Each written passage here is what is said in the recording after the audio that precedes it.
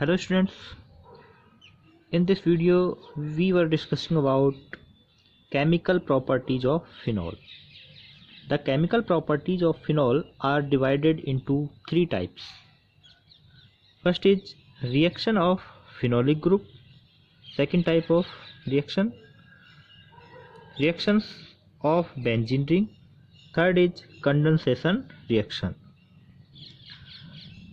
First type जो है phenolic group की जो रिएक्शंस हैं, phenolic group means OH group, इसमें दो तरह की रिएक्शंस हमने इन्वॉल्व कर रखी हैं।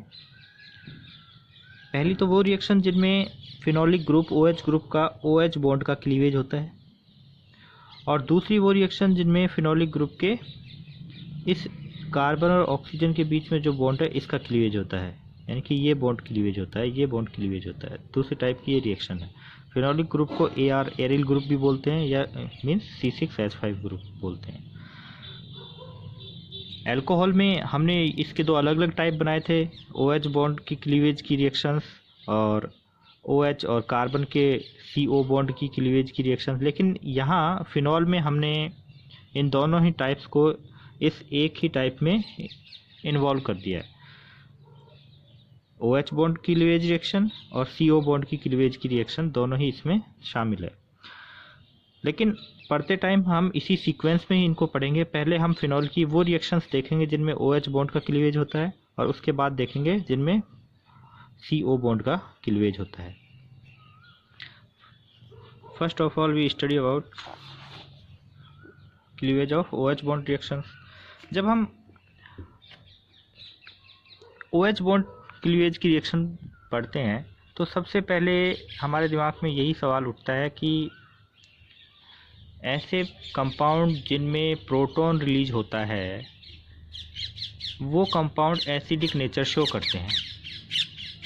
अल्कोहल में भी हमने देखा था कि अल्कोहल की जिन रिएक्शंस में OH बॉन्ड का क्लीवेज हुआ था उन रिएक्शंस में अल्कोहल एसिडिक नेचर शो कर रहा था। फिनॉल में भी ऐसी रिएक्शन जिनमें OH बॉन्ड फिनोलिक ग्रुप के OH बॉन्ड का क्लीवेज होता है उनमें फिनॉल एसिडिक नेचर शो करता है। तो इस टॉपिक से फिर कुछ क्वेश्चन अराइज होते हैं।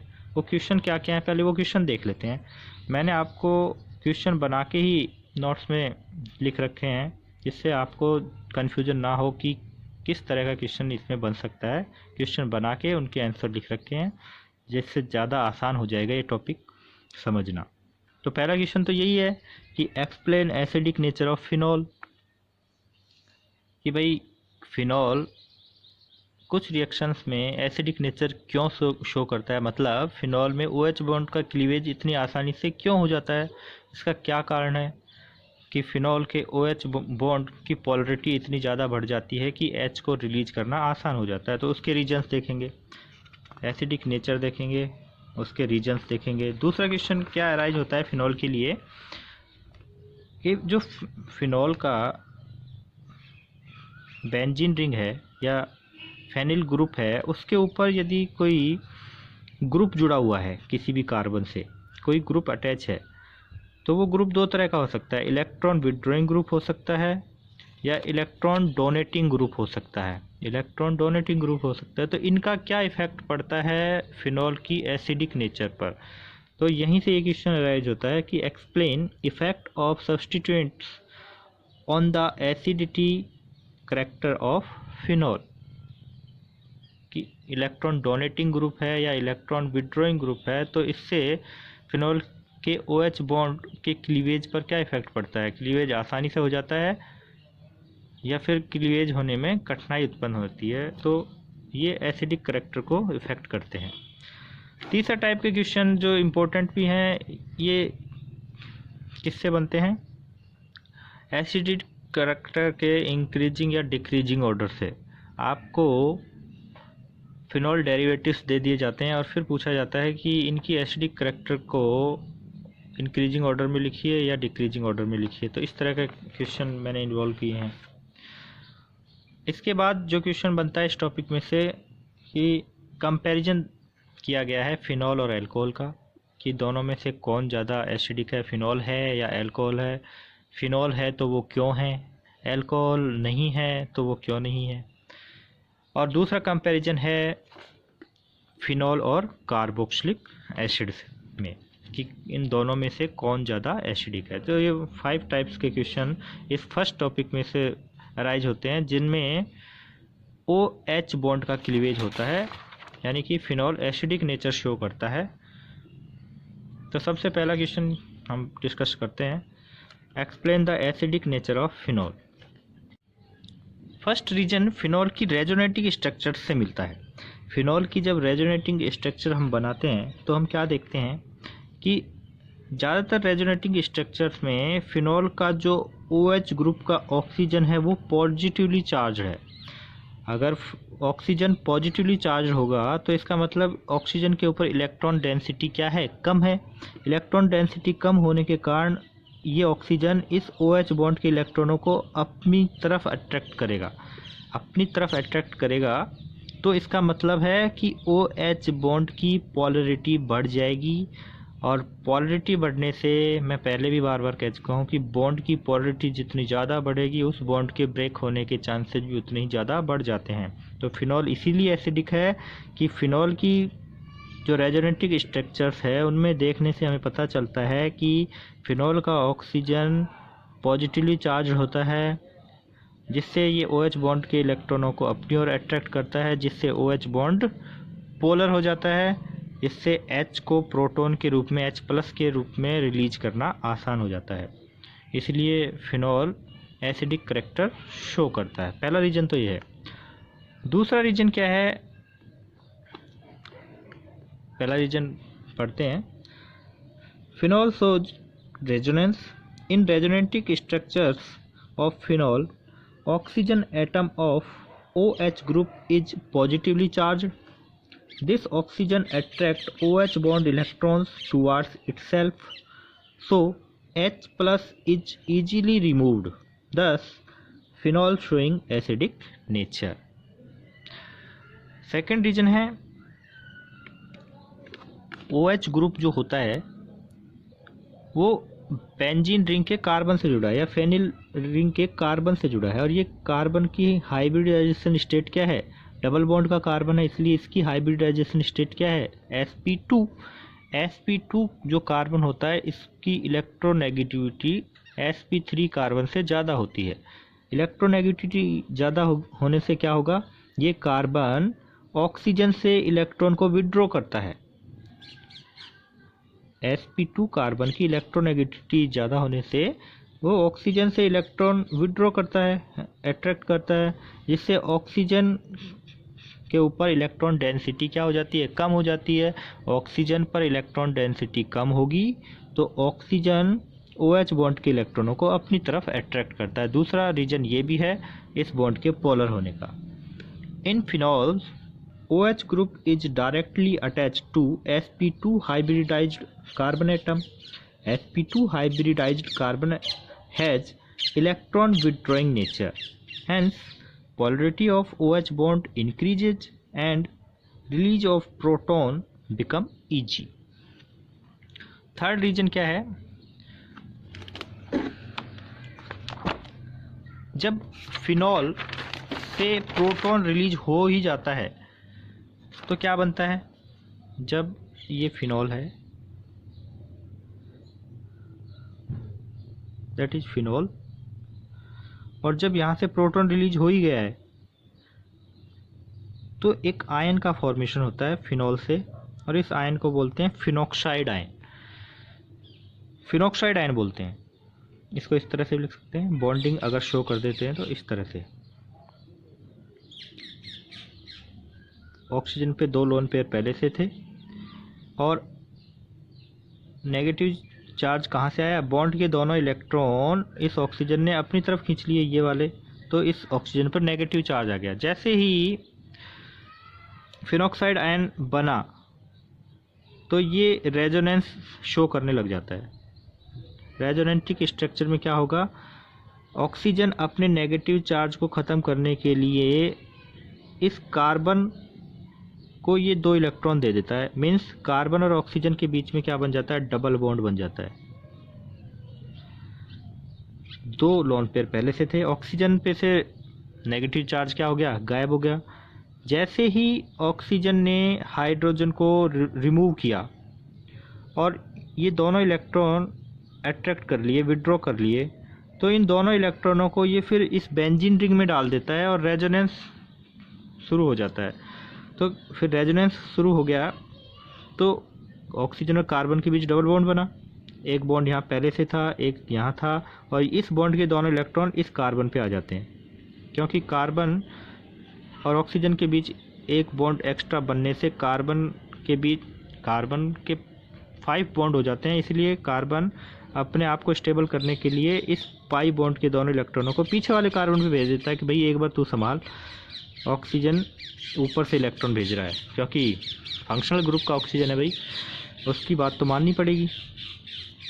तो अपने पाई इलेक्ट्रॉनों को एक बार यहाँ भेजता है, तो ये बेंजीन जो रिंग है ये अपने आप को स्टेबल करने की कोशिश करती है, क्योंकि इसके लिए भी ये इन इलेक्ट्रॉनों को संभालना थोड़ा मुश्किल है।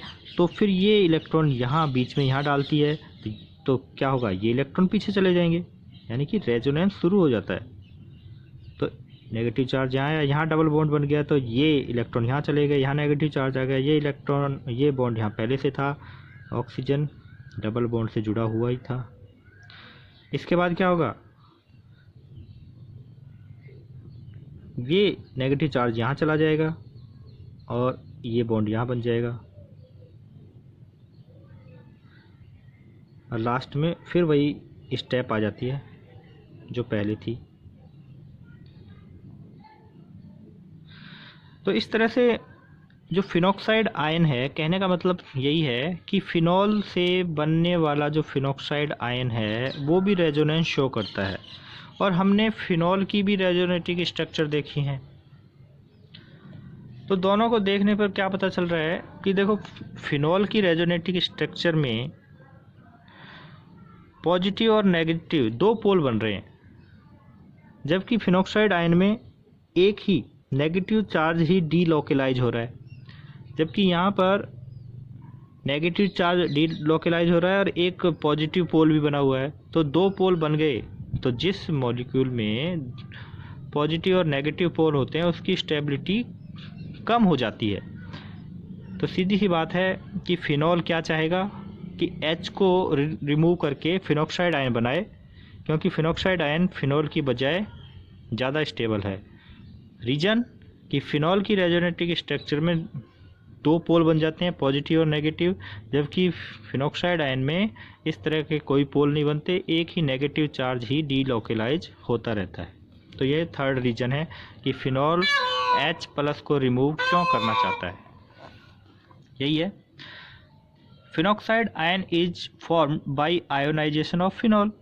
Phenoxide ion is more stable than phenol because in phenol there are charge separation in phenol resonatic structure, but in phenoxide ions resonatic structure only negative charge delocalized, so phenol wants to convert into more stable phenoxide ion by releasing its proton। समझ गए? तो ये 3 regions है जिसके द्वारा हम बता सकते हैं कि फिनॉल एसिडिक नेचर क्यों शो करता है। पहला रीजन तो ये है कि फिनॉल जो रेजोनेंस शो करता है उसमें हमें देखने में पता चला कि ऑक्सीजन के ऊपर पॉजिटिव चार्ज होता है, इसलिए OH बॉन्ड के इलेक्ट्रॉनों को अपनी तरफ अट्रैक्ट करता है। दूसरा रीजन ये भी है कि OH ग्रुप फिनॉल का जिस कार्बन से जुड़ा है वो पहले से ही इलेक्ट्रॉन विड्रॉइंग ग्रुप है, क्योंकि sp2 हाइब्रिडाइज्ड कार्बन है, इसलिए जो OH बॉन्ड है इसकी पोलरिटी बढ़ जाती है और H को रिलीज करना आसान हो जाता है। और थर्ड रीजन है कि फिनॉल तो खुद ही चाह रहा है कि H को रिलीज करके मोर स्टेबल फिनॉक्साइड आयन में चेंज हो जाए, तो इसीलिए फिनॉल एसिडिक नेचर शो करता है। अभी यहाँ एक क्वेश्चन इसी में से ही क्या बन गया कि अक्सर ही ये पूछा जाता है कि फिनॉल की रेजोनेटिक स्ट्रक्चर लिखिए, और ये तो 2-3 बार पूछा गया है, फिनॉक्साइड आयन की रेजोनेटिक स्ट्रक्चर बनाइए, तो ये अच्छे से प्रैक्टिस करना है। सेकंड क्वेश्चन है, explain effect of substituents on the acidic character of phenol.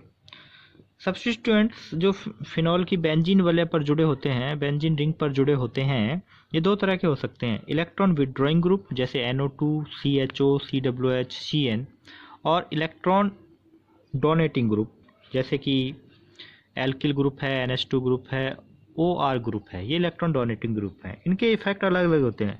Electron withdrawing जो ग्रुप होते हैं वो फिनॉल की एसिडिक करैक्टर को बढ़ा देते हैं, और इलेक्ट्रॉन रिलीजिंग जो ग्रुप होते हैं, इलेक्ट्रॉन डोनेटिंग जो ग्रुप होते हैं, वो फिनॉल की एसिड नेचर को कम कर देते हैं। रीजन क्या है? जैसे ही फिनॉल से फिनॉक्साइड आयन बना, फिनॉल से जब प्रोटॉन रिलीज हुआ तो क्या बनता है? Phenoxide ion. और जब फिनॉक्साइड आयन बनता है, और अगर कौन जुड़ा हुआ है? इलेक्ट्रॉन विड्रॉइंग ग्रुप जुड़ा हुआ है। इलेक्ट्रॉन विड्रॉइंग ग्रुप जुड़ा हुआ है कोई भी, ये एक कॉमन स्ट्रक्चर बनाई है। और देखो ये जो एरो का जो शाइन है वो बाहर की तरफ दिखा रहे हैं, इसका मतलब है। और ये एरो कहाँ से शुरू कर रहे हैं हम? जो फिनॉल की जो आई होती है, इसका मतलब होता है कि ये डबल बॉन्ड ये डीलोकलाइज होता है। तो ये इलेक्ट्रॉन विड्रॉइंग ग्रुप यहाँ किसी भी पोजीशन पे जुड़ा हो सकता है, इसीलिए हम इसे अंदर से दिखाते हैं एरो को बाहर की तरफ, यानी कि इलेक्ट्रॉन विड्रॉइंग ग्रुप जुड़ा हुआ है। फिनॉल से की जो बेंजीन रिंग है, इस पर इलेक्ट्रॉन विड्रॉइंग ग्रुप जुड़ा हुआ है। जैसे ही फिनॉल से प्रोटॉन रिलीज होता है, जो फिनॉक्साइड आयन बनता है, तो उस पर नेगेटिव चार्ज आता है। तो ये इलेक्ट्रॉन विड्रॉइंग ग्रुप क्या कहते हैं फिनॉक्साइड आयन से कि आपके नेगेटिव चार्ज को हम संभाल लेंगे, क्योंकि हम इलेक्ट्रॉन विड्रॉइंग ग्रुप हैं और हम इस नेगेटिव चार्ज को अपनी तरफ खींच लेंगे। तो आपको टेंशन लेने की ज़रूरत नहीं है, यानी कि आपको फिर से उस H को जोड़ने की ज़रूरत नहीं है जो आपने रिलीज कर दिया है। अपने नेगेटिव चार्ज को ख़त्म करने के लिए, अपने नेगेटिव चार्ज से परेशान होकर उस H+ जो आपने रिलीज कर दिया था उसको दोबारा लाने की ज़रूरत नहीं है। आपके नेगेटिव चार्ज को हम संभाल लेंगे। ये इलेक्ट्रॉन विड्रॉइंग ग्रुप कहते हैं। तो बात समझ में आ गई कि ये क्या करते हैं? डिस्पर्स कर देते हैं नेगेटिव चार्ज को। The electron withdrawing group such as NO2, CHO, COOH, CN, etc. increase the acidic strength by stabilization the phenoxide ion. Phenoxide ion को स्टेबलाइज कर देते हैं। कैसे? By disperse of negative charge. ठीक है। और इससे उल्टा काम है।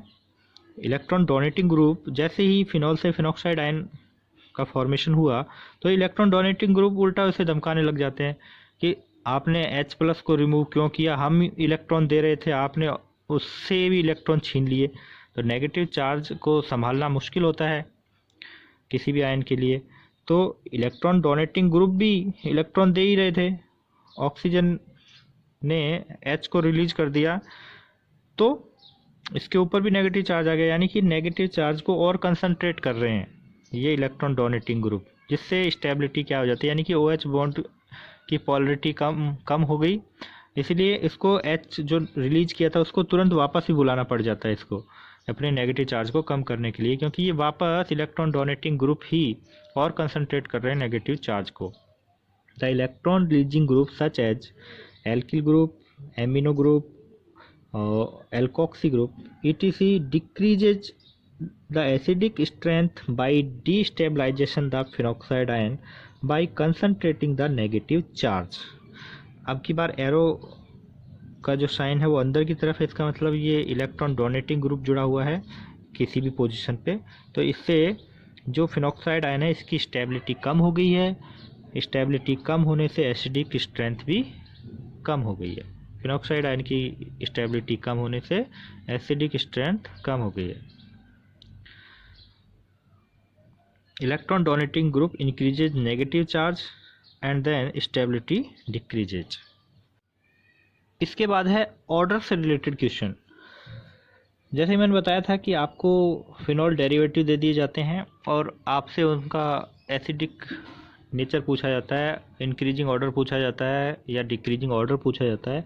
इसके पूछने का एक तरीका ये भी है कि आपको Ka की वैल्यू दे दी जाती है इन सभी की। Ka means dissociation constant of acid है, डिसोसिएशन कांस्टेंट है। ये इसकी वैल्यू जितनी ज़्यादा होगी, जिस भी फिनॉल डेरिवेटिव के लिए Ka की वैल्यू ज़्यादा होगी वो उतना ही ज़्यादा एसिडिक होगा। तो यहाँ तो अगर आपको Ka की वैल्यू देकर सभी की आपसे पूछ रहा है कि इनकी एसिडिक करैक्टर के इंक्रीजिंग ऑर्डर में इनको सेट कीजिए, तो वहाँ तो आपको सिर्फ ये देखना है कि के की वैल्यू जिसकी ज़्यादा है वो ज़्यादा एसिडिक है।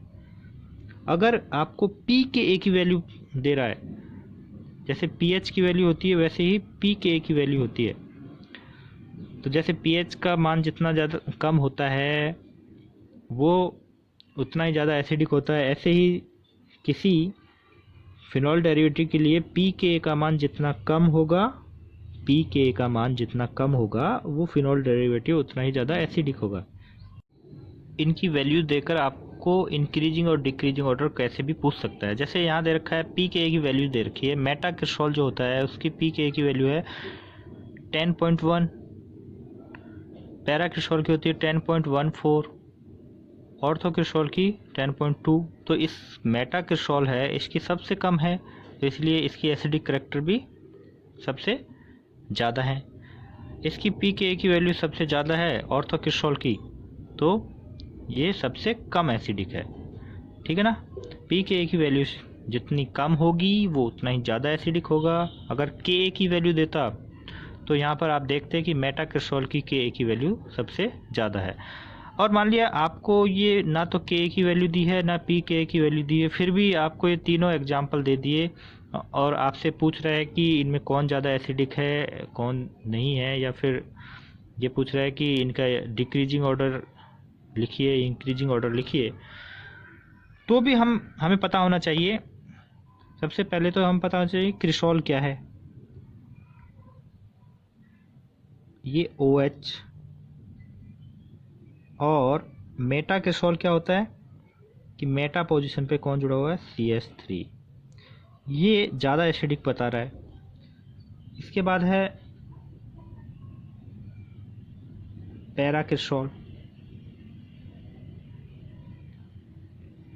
और उसके बाद है ऑर्थो क्रिस्टॉल। तो ये सबसे ज़्यादा एसिडिक क्यों है, इसके लिए हमें समझना होगा कि ये सबसे कम क्यों है। आपने अभी देखा था कि जो एल्किल ग्रुप है इलेक्ट्रॉन डोनेटिंग ग्रुप होता है और इसकी नेचर क्या होती है, एसिडिक करैक्टर को कम करने की होती है। तो जब ये ऑर्थो पोजीशन पे होता है तो ये ज़्यादा इफेक्टिव होता है। Electron donating group benzene ring के या फिनॉल के ऑर्थो पोजीशन पे होता है तो ये इलेक्ट्रॉन डोनेटिंग पावर इसकी ज़्यादा होती है, क्योंकि ये इस OH ग्रुप के पास में होता है। और आपको पता है कि ये नेगेटिव चार्ज होता है रेजोनेटिक स्ट्रक्चर में ऑर्थो और पैरा पे ही आता है, तो ये खुद भी ऑर्थो पे है। जब रेजोनेटिक स्ट्रक्चर में यहाँ पर नेगेटिव चार्ज आएगा और ये भी इलेक्ट्रॉन दे रहा है तो ये इस OH बॉन्ड जो है उसकी पोलरिटी को बहुत ही कम कर देगा, यानी कि इलेक्ट्रॉन डोनेटिंग ग्रुप है जिससे एसिडिटी कम हो जाती है। इलेक्ट्रॉन डोनेटिंग ग्रुप एसिडिटी कम कर देता है और इसका इफेक्ट ऑर्थो पोजीशन पे ज़्यादा होता है, इसीलिए ये सबसे कम एसिडिक है। पैरा पोजीशन पे इलेक्ट्रॉन डोनेटिंग जो इफेक्ट है वो थोड़ा कम है इसलिए ज़्यादा एसिडिक है। और मेटा पोजीशन पे इलेक्ट्रॉन, क्योंकि मेटा पोजीशन पे जब रेजोनेटिक स्ट्रक्चर देखते हैं तो नेगेटिव चार्ज आता नहीं है, मेटा पोजीशन पे इलेक्ट्रॉन डोनेटिंग ग्रुप का इफेक्ट कम हो जाता है। इससे ये जो मेटा क्रिस्टॉल है ज़्यादा एसिडिक हो जाता है। ठीक है ना। और अब देखते हैं नाइट्रोफिनॉल से रिलेटेड है। आपको 4 फिनॉल डेरिवेटिव दे रखे हैं, फिनॉल दे रखा है, पी के ए की वैल्यू दे रखी है। तो पैरा नाइट्रोफिनॉल की पी के ए की वैल्यू सबसे कम है इसलिए सबसे ज़्यादा एसिडिक है, और फिनॉल की पी के ए की वैल्यू सबसे ज़्यादा है इसलिए ये सबसे कम एसिडिक है। तो ये तो पी के ए की वैल्यू से हम एसिडिक करैक्टर को समझेंगे कि जिसकी पी के ए की वैल्यू सबसे कम वो सबसे ज़्यादा एसिडिक है। तो ये तो बड़ा ही इजी है। अगर पी के ए की वैल्यू नहीं दे रखी और फिर भी आपसे पूछ लिया कि इनके एसिडिक करैक्टर को डिक्रीजिंग ऑर्डर में लिखिए, तो भी आपको ये पता होना चाहिए कि पैरा नाइट्रोफिनॉल क्या होता है।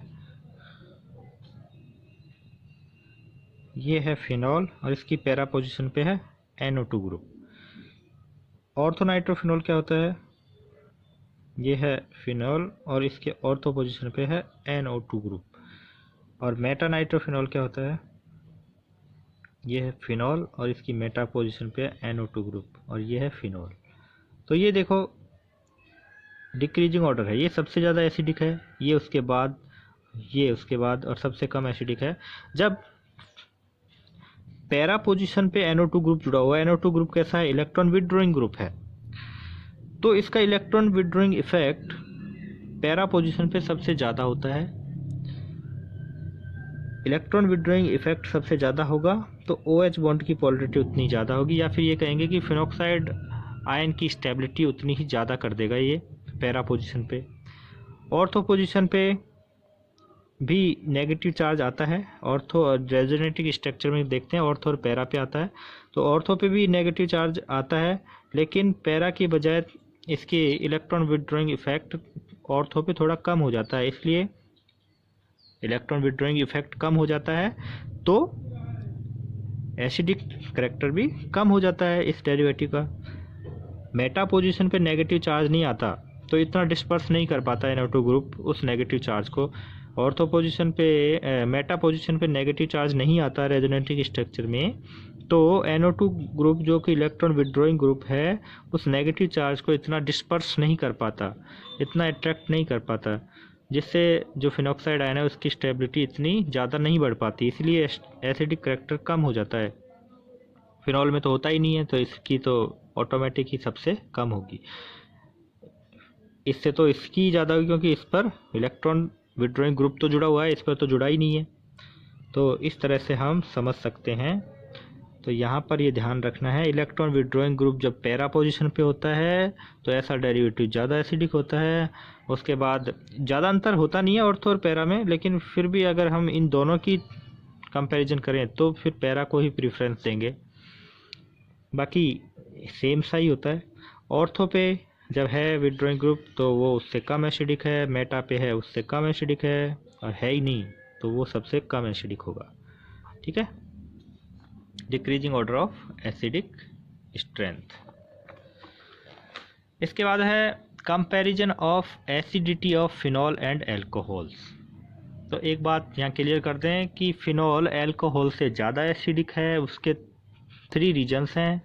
पहला तो रीजन यही है कि फिनॉल में जो OH ग्रुप होता है वो उस कार्बन से जुड़ा रहता है जिस कार्बन की हाइब्रिडाइजेशन स्टेट क्या है, sp2 है, जबकि अल्कोहल में OH ग्रुप जिस कार्बन से जुड़ा रहता है उसकी हाइब्रिडाइजेशन क्या है, sp3 है। और मैंने बताया था आपको कि sp2 हाइब्रिडाइज कार्बन ज़्यादा इलेक्ट्रोनेगेटिव होता है sp3 से, तो इस कारण से फिनॉल ज़्यादा एसिडिक होता है अल्कोहल से।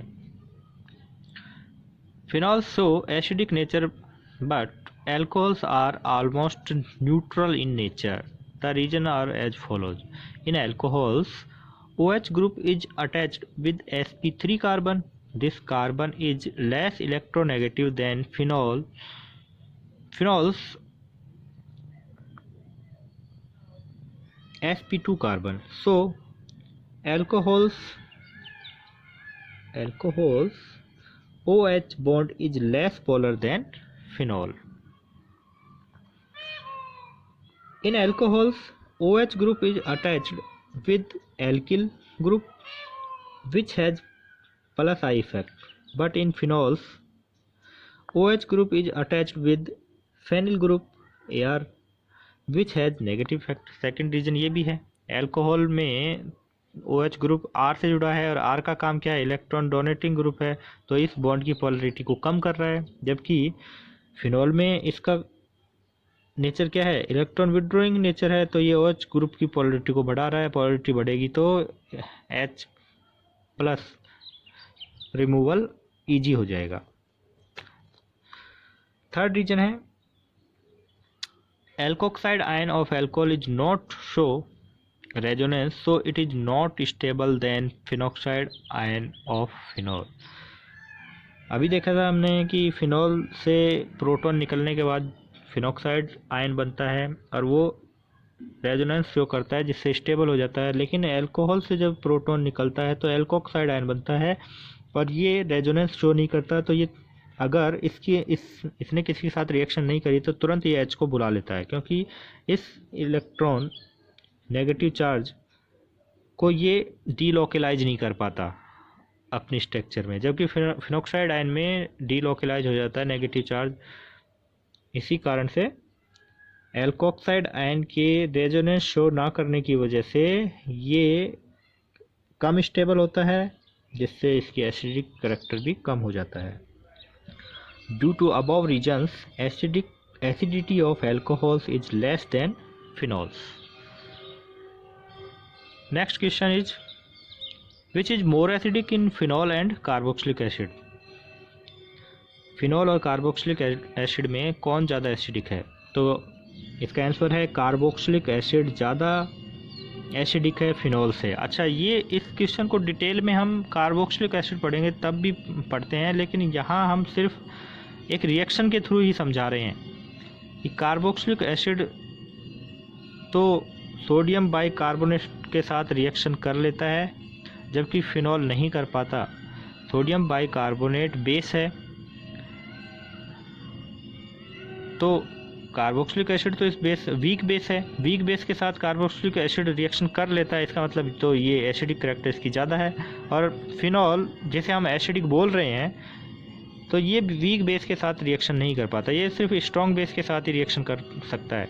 इसलिए कार्बोक्सिलिक एसिड की एसिडिक स्ट्रेंथ इससे ज़्यादा होगी। इस रिएक्शन के थ्रू हमने समझाया है, और उसका रीजन हम नेक्स्ट जो कार्बोक्सिलिक एसिड का टॉपिक होगा उसमें बताएंगे। यहाँ सिर्फ हमें इतना ही बताना है। Acidity of phenol is very less in comparison to carboxylic acid because carboxylic acid easily decompose weak base like sodium bicarbonate, but phenol does not decompose sodium bicarbonate.